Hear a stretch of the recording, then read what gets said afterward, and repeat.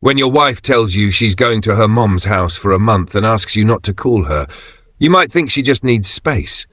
But what if a few days later you open social media and see her smiling in a hotel pool with her boss, the same man she said you were imagining things about? That's exactly what happened to me. And trust me, I didn't just watch it happen. I made sure she regretted every single lie. My name's Ethan, and for 6 years, I thought I was married to the most loyal, kind, and trustworthy woman in the world, Laura. We met at a university reunion, fell in love quickly, and got married within a year. I was running a small construction company, and she worked as an event coordinator for a big hotel chain. Everything seemed perfect, the laughter, the late-night movies, the we're a team forever talk. But slowly, things started to change. She became distant, always on her phone, always too tired to talk after work. When I asked if something was wrong, she'd smile and say, "It's just work stress." One night, I noticed her texting someone at 2 a.m. I casually asked, "Who's that?" She laughed it off. "It's my boss, Mark. He's handling an urgent event tomorrow. Don't overthink it." I trusted her, but something in my gut told me not to. A week later, she came home one evening and said, "Ethan, I need some time to clear my head. I'm going to Mom's for a month. Please don't call me or text me unless it's an emergency." It sounded strange, but I nodded. "Okay, take your time." The next few days were quiet. Too quiet. Then on the 5th day, while scrolling through Facebook, I saw something that made my blood boil. A friend had tagged her in a photo, her sitting beside Mark, her boss, both of them laughing, holding drinks near a beach resort. The caption read, "Work trip vibes, hard work deserves a little reward." My hands shook. She wasn't at her mom's. She was on vacation with him. That night, I didn't sleep. I didn't shout. I didn't call her.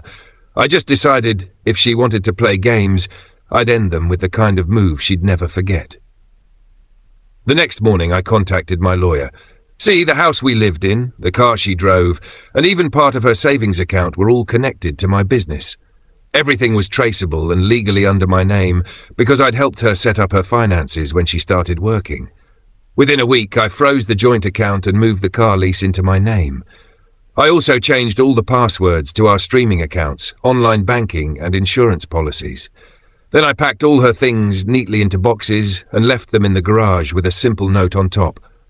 Open quote. "You said don't call you, so I didn't." Close quote. After that, I focused on myself. I went to the gym, poured all my energy into expanding my business, and started living like she didn't exist. 2 weeks later, she finally called. Her voice was nervous. "Ethan, what happened to our account? I can't access anything." I replied calmly, "Oh, I thought you didn't want me to call or bother you. I assumed you were still at your mom's." Silence. Then she whispered, "You saw the picture, didn't you?" I laughed. "I didn't have to. You posted it for the world to see."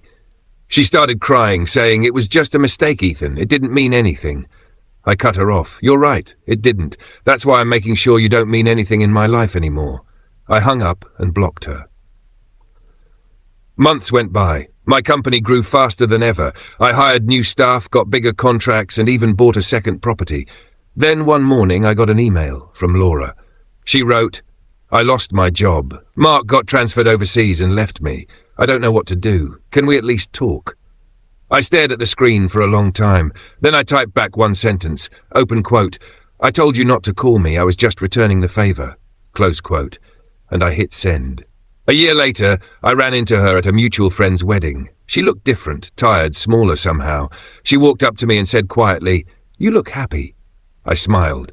"I am." She lowered her eyes. "I wish I'd never gone on that trip." I shrugged. "I wish you'd just gone to your mom's, like you said." Then I walked away. Not angry, not bitter, just done. Because sometimes revenge isn't about shouting or breaking things or making someone suffer. It's about success so loud they can hear it from the life they lost.